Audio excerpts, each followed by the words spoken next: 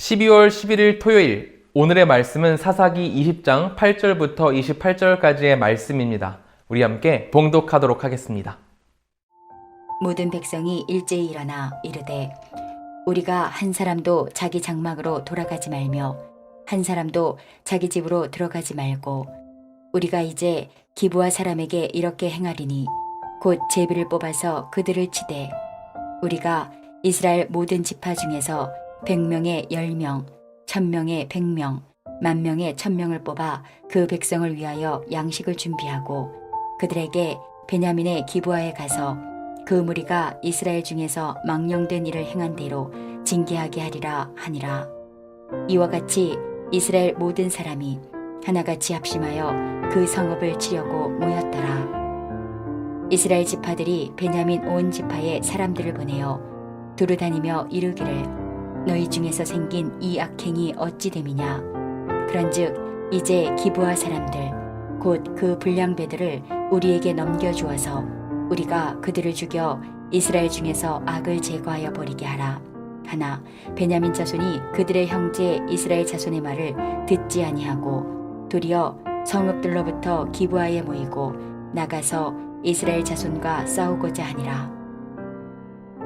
그때에 그 성읍들로부터 나온 베냐민 자손의 수는 칼을 빼는 자가 모두 26,000명이요 그 외에 기브아 주민 중 택한 자가 700명인데 이 모든 백성 중에서 택한 700명은 다 왼손잡이라 물매로 돌을 던지면 조금도 틀림이 없는 자들이더라.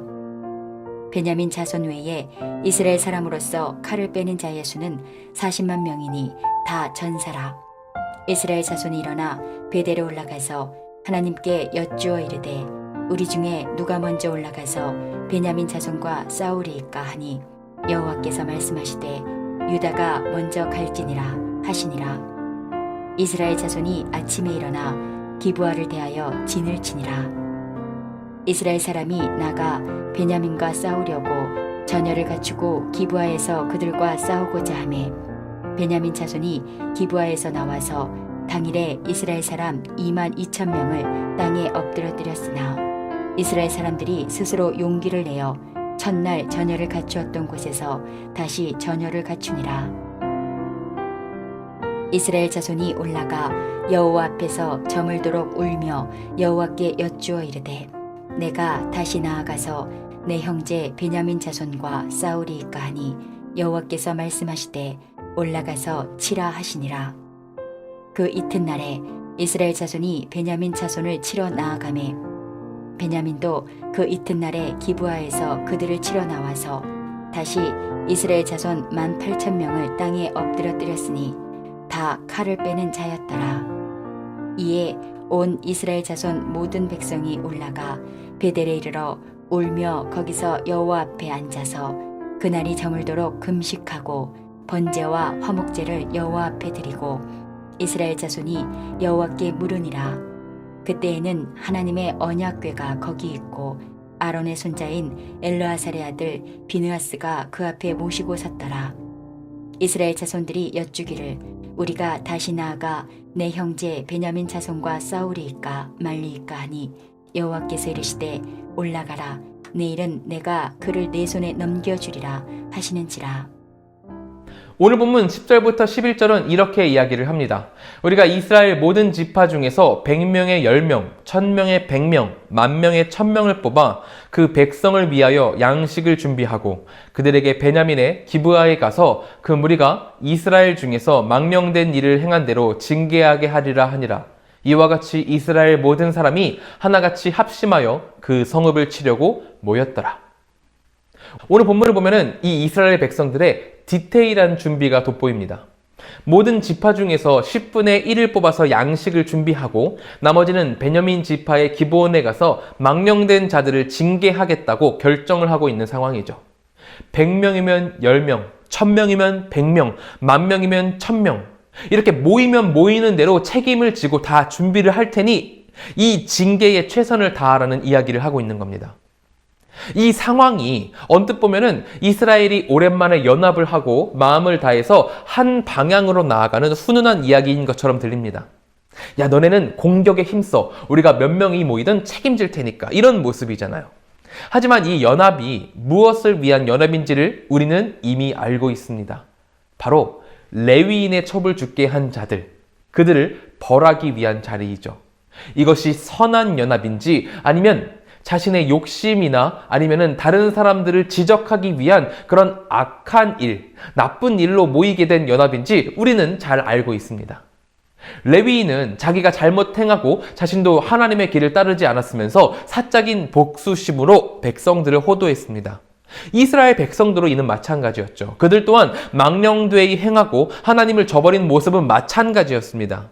그러면서 자신들의 죄는 숨기고 다른 이의 죄에는 펄쩍 뛰면서 자극적이게 지적하고 있는 모습인 거죠. 물론 사람이 죄를 지었으면 벌을 받는 것이 마땅한 일입니다. 매우 상식적인 일이죠. 하지만 외세의 침략을 막고자 이스라엘 전역에 도움을 구했을 때 모이지도 않던 이스라엘 백성들이 형제의 치부를 드러내고 조리돌림 하는 데에는 모두가 발벗고 뛰어나와서 40만이나 되는 군사를 모아서 연합한다는 게 너무나도 악한 모습이라는 거죠. 오늘 이 아침 우리가 고민해봤으면 하는 것은 오늘날 우리가 도모하는 연합 또한 과연 누구를 그리고 무엇을 위한 것인지 잘 살펴봐야 한다는 겁니다. 세상은 항상 말을 하죠. 다수의 결정이 선한 것이다. 합리적인 것이다. 다수가 그렇게 하기로 결정을 했다면 그것이 최선이다 말을 합니다. 하지만 우리가 겪고 행동하는 모든 결정 기준은 오직 하나님이어야 합니다. 아무리 다수의 결정이고 다수가 원하는 것이라고 하더라도 그것을 성경에 비추어서 봤을 때 하나님의 길에서 벗어난 것이라고 판단이 된다면 우리는 기꺼이 그 모든 상식을 내려놓고 하나님을 향해 나아갈 수 있어야 한다는 거죠. 오늘 본문 18절을 보면 이렇게 나옵니다. 이스라엘 자손이 일어나 베들에 올라가서 하나님께 여쭈어 이르되 우리 중에 누가 먼저 올라가서 베냐민 자손과 싸우리이까 하니 여호와께서 말씀하시되 유다가 먼저 갈지니라 하시니라. 여기에 보면 이스라엘 자손들이 하나님께 묻고 하나님의 뜻대로 나아가는 것처럼 그렇게 보여집니다. 하지만 실제적으로 이것은 자신들 다수의 욕심대로 이미 결정을 해놓고서는 하나님께 우리 이렇게 하겠습니다라고 툭 던져놓는 것과 같습니다. 하나님께 뜻을 묻고 하나님의 말씀대로 순종하겠습니다. 이게 정상이잖아요.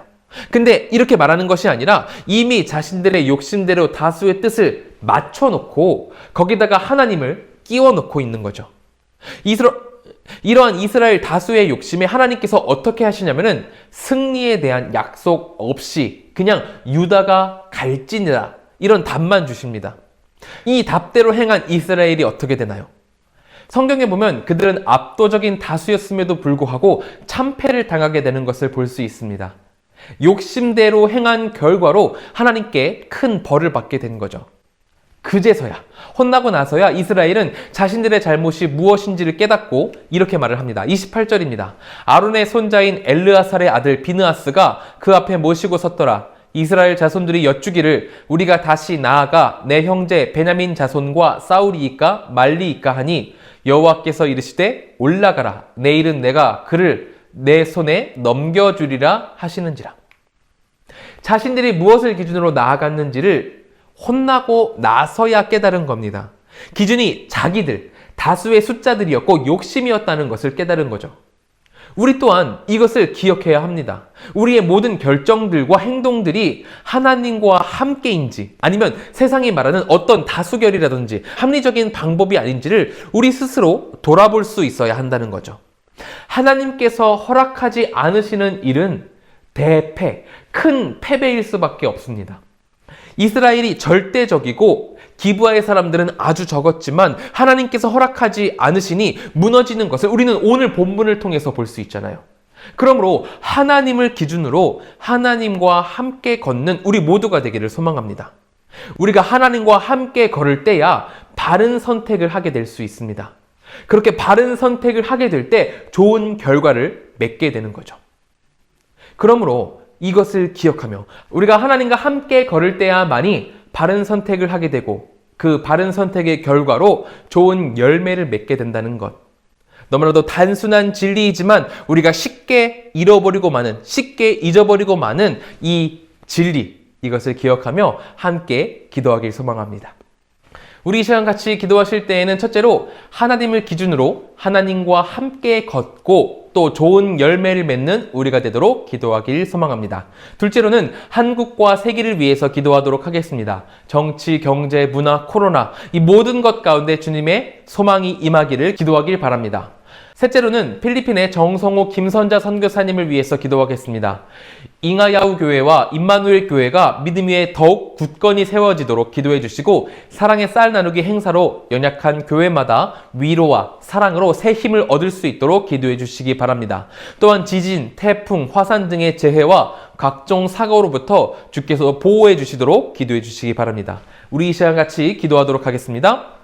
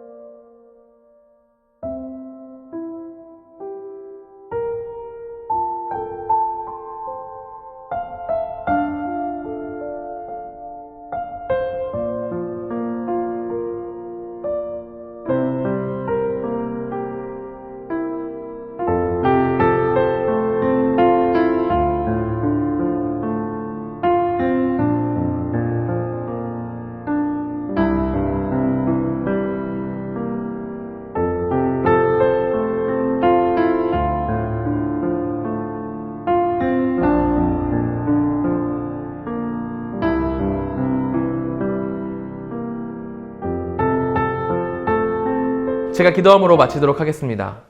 사랑과 은혜가 충만하신 하나님, 우리가 오직 하나님을 기준으로 하나님과 동행하는 삶을 살기 원합니다.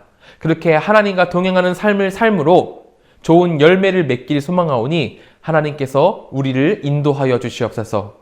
주님의 큰 도우심 없이는 이 세상을 살아갈 수 없습니다. 우리가 맺는 열매들은 모조리 악하고 더러울 뿐이오니 주여, 우리가 주님의 기준으로 살아갈 때 좋은 열매를 맺을 수 있도록 붙들어 주시옵소서.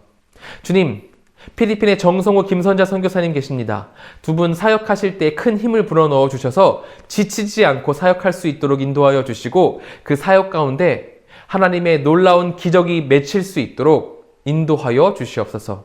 우리 성도님들 이제 세상으로 나아갑니다. 그 모든 곳 가운데에서 주님의 선한 영향력을 미칠 수 있도록 인도하여 주시고 형통하도록 하나님께서 인도하여 주시옵소서. 주께서 언제나 붙드실 것을 믿으며 예수님의 이름으로 기도드립니다. 아멘.